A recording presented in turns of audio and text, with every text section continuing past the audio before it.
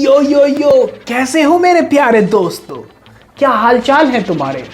इस हफ्ते फिर से आ गए हैं the week with Ash movie talkies पे आपके लिए इस पूरे हफ्ते की सारी गर्मा गर्म खबरें। वैसे तो ये खबरें काफी सीरियस होनी चाहिए थी, पर क्यों पता नहीं मुझे इन पर बहुत ज्यादा हंसी आने लगी, तो सोचा आप लोगों को भी इनके बारे में कुछ बताया जाए और आप लोगों को भी हंसाया जाए, गुदगुदाया जाए। तो शुरू करने से पहले देख लेते हैं चैनल का इंट्रो और देखते हुए कर देना लाइक, शेयर एंड सब्सक्राइब।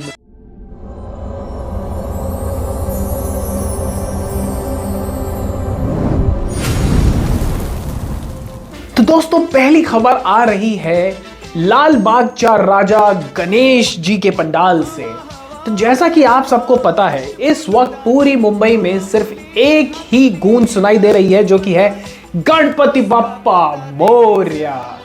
अब भगवान के यहां तो सब लोग एक समान ही हैं, लेकिन क्या होता है ना कि लोग जो हैं उनके अपने कुछ एजेंडाज होते हैं और उन एजेंडा को ड्राइव करने के लिए वो लोगों को लोगों से अलग कर देते हैं। तो कहने का मतलब कुछ ऐसा होता है कि everyone is equal but some people are more equal. तो लाल बाग चा राजा के पंडाल में भी कुछ यारो ऐसा ही देखने को मिला, जहां पर नॉर्मल लोग जो हैं वो बेचारे भेड़ बकरियों की तरह 7-8 घंटे लाइन में लग के बारिश में भीग कर जैसे तैसे पहुंच रहे थे दर्शन के लिए, और वहां कोई उनकी गुद्दी पकड़ के ऐसे हटा दे रहा था, ऐसे हटा दे रहा था, ऐसे हटा दे रहा था। और वहीं देखा जा रहा है कि कुछ सेलिब्रिटीज जो अपने सेलेब स्टेटस का या फिर वहां पे जो वॉलंटियर्स हैं या फिर अपनी जान पहचान का जो फायदा उठाकर वहां सीधे पहुंच रहे थे, वो बड़े प्यार से आराम से गणेश जी के साथ अपनी फोटो खिंचा रहे हैं। ऐसे ऐसे ऐसे ऐसे में ही ये आप सोचना पड़ेगा कि क्या भगवान के भी द्वार पर ये ऊंच नीच जायज है? क्या सबके लिए एक ही तरीका नहीं होना चाहिए? आप लोग भी मुझे बताइएगा इस बारे में, क्योंकि इस बार इस चीज के ऊपर काफी विवाद और काफी डिस्कशन हुआ है on social media and for the right reasons. मैं तो इतना ही कहूंगा कि आप अपने घर पर गणपति जी को लाइए, पूरा साजो श्रृंगार कीजिए, बहुत अच्छे से मनाइए। दोस्तों महाराष्ट्र से अब चलते हैं आंध्र प्रदेश की ओर, जहां पर वहां की पुलिस ने कुछ बहुत सारी इल्लीगल लिकर की बॉटल्स को उन्होंने सीज किया और उसके बाद रोड पे रखा ताकि उसके ऊपर से वो लोग रोड रोलर को फिराएंगे और सारी बोतलों को खचाखच तोड़ के खराब कर देंगे। पर इतने में ही आ गए वो जो कोरोना के टाइम पे भी आए थे, जिन्होंने देश की अर्थव्यवस्था को अपने हाथों में उठाया और संभाला था, यानी कि मेरे दारूबाज दोस्त। वो सारे लोग आए और पुलिस की निगरानी में बोतलों को उठाकर वहां से रफू चक्कर हो लिए। उन्होंने कहा, अरे भाई इसके ऊपर रोड रोलर क्यों फिरा रहे हो? इसके ऊपर आप मुझे फिरा दो, मैं इसके ऊपर से लेट के चला जाता हूं। मुझे तो लगता है वहां पे इतनी दारू थी, इतनी शराब थी कि उसको सब कुछ उठा के अपने घर लेके जाएंगे, तालाब खोदेंगे, उसमें वो बोतलें उधेड़ेंगे और उसको स्विमिंग पूल बनाएंगे, शराब का स्विमिंग पूल, और उसके बाद उसमें गोते खाएंगे, बहुत ही मजा करेंगे। पर मुझे पता नहीं कि उसके बाद पुलिस ने क्या किया कि वो उनके पीछे दौड़े उन बोतलों को वापस सीज करने के लिए जो शायद उन्होंने पहले सीज की थी, या फिर जो बची खुची रह गई उनके ऊपर रोड रोलर फिरा दिया। रोड रोलर वाला भी सोच रहा होगा, यार क्या मेरी जिंदगी, क्या मेरी नौकरी, इससे तो अच्छा मैं उन्हीं लोगों के साथ एक एक बोतल उड़ा के ले जाता। वैसे एक आध बोतल तो उसे भी दे ही दी गई होगी। तो वैसे बहुत ही कमाल की ये न्यूज़ थी, मुझे तो पढ़ के बड़ा मजा आया, इसलिए आप लोगों के साथ शेयर कर रहा हूँ। चलिए बढ़ते हैं अब अगली खबर की तरफ। आंध्र प्रदेश में तो लूट हुई थी शराब की, उसके बाद अब लूट से याद आया कि पाकिस्तान में दोस्तों एक नया मॉल खुल रहा था। वहाँ की कोई एक एनआरआई थे जो पाकिस्तान में अपना पैसा इन्वेस्ट करना चाह रहे थे, वहाँ की डूबती हुई इकोनॉमी को ऊपर उठाना चाह रहे थे। तो उन्होंने सोचा क्यों ना एक शॉपिंग मॉल खोला जाए और उसके अंदर काफ़ी सारे प्रोडक्ट्स लाए जाएं। पर वो भूल गए कि ये किस देश में ये खोल रहे हैं। तो जैसे ही उसका ओपनिंग टाइम आने वाला था, सिक्योरिटी भी लगी हुई थी लोगों को रोकने के लिए, पर लोग जो थे वो काफ़ी ज़्यादा उत्साहित थे। उन्होंने वो कांच का शीशा तोड़ा, अंदर घुसे और रास्ते का माल सस्ते में समझ के सारा सामान उठा के रफू चक्कर हो लिए। किसी ने बैग उठाया, किसी ने जीन्स उठाई, किसी ने शर्ट उठाई, जिसके हाथ में जो लगा वो उठा के भाग गया। मुझे तो ये बांग्लादेश का सीन याद आ गया जहां पर वो लोग जो प्रोटेस्टर्स थे शेख हसीना के जब महल में घुसे उसके बाद जो सामान उनके हाथ लगा वो उठा के निकल लिए। कुछ वैसा ही मंजर यहां देखने को मिला कि जैसे कोई फ्लिपकार्ट की सेल लॉन्च हो गई हो जिसपे हर माल ₹0 में। तो लोगों ने सोचा ये तो कोई सेल है, घुसे अंदर और सामान एकदम गायब। अब जब पाकिस्तान की बात हो ही रही है तो क्यों ना थोड़ी सी बात कर ली जाए जो चैंपियंस ट्रॉफी चल रही है, एशियन चैंपियंस ट्रॉफी चल रही है हॉकी की चाइना में। उसमें लास्ट लीग मैच जो था इंडिया का वो पाकिस्तान से ही था और क्या करारा मैच हुआ है इंडिया पाकिस्तान का। इंडिया ने जीत लिया वो मैच, सरपंच साहब हरमनप्रीत सिंह ने मारे 2 गोल और उसके बदौलत हम जीत गए वो मैच और पूरे लीग स्टेज में हम रहे अनबीटेड। वैसे काफी लोगों को नहीं पता होगा क्योंकि आप लोगों को तो क्रिकेट से फुर्सत ही कहा। बाकी सारे स्पोर्ट्स तो आप सिर्फ तब देखते हैं जब ओलंपिक्स आ जाए, क्योंकि तब आपका अंदर का जो स्पोर्ट्स मैन होता है जिसके पास बहुत सारे एक्सपर्ट ओपिनियंस होते हैं वो बाहर निकल के आते हैं। पर अगर आप सालों साल इन स्पोर्ट्स को अगर फॉलो करें तो आपको परफॉर्मेंसेस भी दिखेंगी। जैसे कि अब चैंपियंस ट्रॉफी में इंडिया अनडिफीटेड गया है सेमीफाइनल में। सेमीफाइनल मुकाबला होगा होस्ट नहीं सॉरी एक्चुअली होस्ट चाइना से नहीं होगा क्योंकि चाइना खेलेगा पाकिस्तान से और इंडिया खेलेगा कोरिया से। कोरिया को भी लीग स्टेज में अच्छी खासी थपकी दी थी इंडिया ने, पर मैच जो आखिरी था लीग स्टेज में वो था इंडिया और पाकिस्तान का।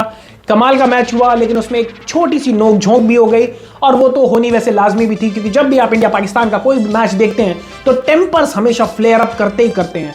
तो ऐसा ही कुछ हुआ लेकिन उसके बावजूद इंडियंस ने अपना कूल रखा, मैच को जीता और अनडिफीटेड गए हैं सेमीफाइनल में।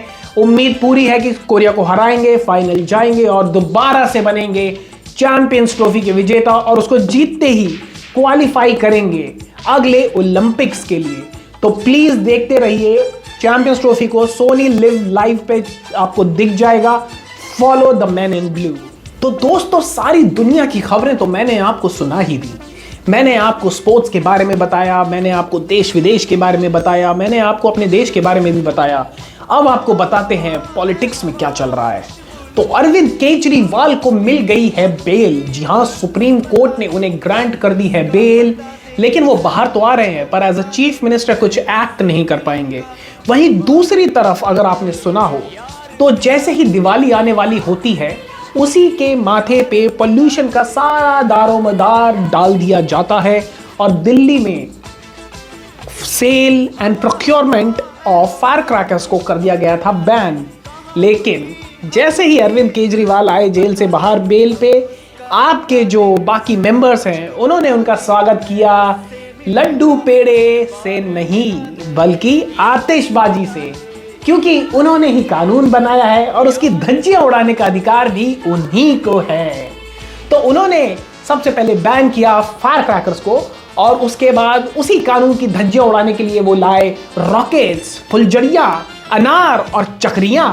क्योंकि देखिए जब तक कानून तोड़ेगा नहीं तब तक आगे बढ़ेगा नहीं भारत। इसीलिए दिल्ली में कानून को कोई भी सीरियसली नहीं लेता, क्योंकि जब बनाने वाले ही इस तरह से उसके हाथ पैर मोड़ तोड़ देते हैं तो कोई और फिर उसे सीरियसली क्यों ही लेगा। तो इस बात पे ध्यान रखिएगा कि जब दिवाली पे लोग आतिशबाजी चलाएं तो याद रखिएगा उन्हें किसने इसके लिए इंस्पायर किया है। तो दोस्तों इसी के साथ इस हफ्ते का ये सेगमेंट मैं यहीं खत्म करता हूं और आपको जाते जाते एक सवाल पूछना चाहता हूं। क्या आप लोगों ने नेटफ्लिक्स पर एक नई मूवी जो आई है सेक्टर 36 वो देखी है? अगर नहीं देखी है तो मैं आपको बता दूं वो बेस्ड है निठारी हत्याकांड के ऊपर, जहां पर 2 लोगों ने मिलकर न जाने कितने बच्चों का मर्डर किया, उनके साथ गलत काम किए, यहां तक कि कुछ ऐसे ऐसे हरकतें की जो मैं शायद बोल भी ना पाऊं, इतनी डिस्गस्टिंग है। और अभी मैं पढ़ रहा था कि इलाहाबाद हाई कोर्ट से उन लोगों को अक्विट कर दिया गया है of all their crimes after they were convicted for at least 3 to 4 times for death sentence. ये सब पढ़ के सिर्फ इतना समझ में आता है कि इस देश में ही नहीं इस पूरी दुनिया में शायद गरीब होना सबसे बड़ी प्रॉब्लम है, सबसे बड़ी दिक्कत है, सबसे बड़ा धब्बा है। क्योंकि जब तक आपके पास पैसा नहीं है, आपके पास सोर्स नहीं है, आपके पास पहुंच नहीं है, आपकी कोई औकात नहीं है। ऐसा लग रहा है जैसे कि सुप्रीम कोर्ट ने या फिर हाई कोर्ट ने एक्चुअली जब अक्विट किया तो उसमें यह बोला कि जो ये लोग हैं इनके पास राइट है अंडर कॉन्स्टिट्यूशन अपील करने का, पर जो लोग मर गए उनके राइट्स का क्या? उनके कोई राइट्स नहीं, राइट, बिकॉज वो मर गए हैं। आई डोंट नो, मैं ज़रा क्या कहूँ, मैं बहुत ज़्यादा डिसअपॉइंटेड हूँ। I don't know how to put this. उन लोगों ने खुद कन्फेस किया, उसके बावजूद वो अक्विट हो गए। इसका मतलब आप कुछ भी कर सकते हैं और निकल सकते हैं, क्योंकि अगर आपके पास पैसा है और अच्छे वकील हैं तो आप मेरे दोस्तों कुछ भी कर सकते हैं और बाइज्जत बरी हो सकते हैं। पुरानी बॉलीवुड की मूवीज मुझे याद आ गई जिसमें अमरीश पुरी एक से एक कारनामे कर देते थे और उसके बाद उनका वकील आके उनको बचा के ले जाता है। लगता है बॉलीवुड की मूवीज और जिंदगी में भी कोई ज्यादा डिफरेंस नहीं है। इसलिए मेरे दोस्तों एंजॉय एंजॉय। जाते जाते सिर्फ ये याद दिलाना चाहूंगा कि चैनल को लाइक शेयर सब्सक्राइब जरूर कर दीजिएगा अगर आप चाहते हैं कि इसी तरह से हम आपको जितनी भी हफ्ते भर की खबरें हैं वो इसी तरह इसी अंदाज में आपके सामने पेश करते रहें। Thank you and have a great day. हमारी बेटी का माला और पैजामी एक चाकू में लिपटी इसके घर में जब मिली ना, जी डर गया कि हमारी बच्ची इसी ने मार दी। आप ये बताइए, जब कोई प्रूफ नहीं है तो 17-18 साल जेल में क्यों रखा उसको? जिनके बच्चे गए उनकी औलाद ला के दे दो, तेरे को फांसी न लगने की है। तो अगर छूट गया ना, कहीं भी रहेगा ये बच्चन का जरूर मारेगा।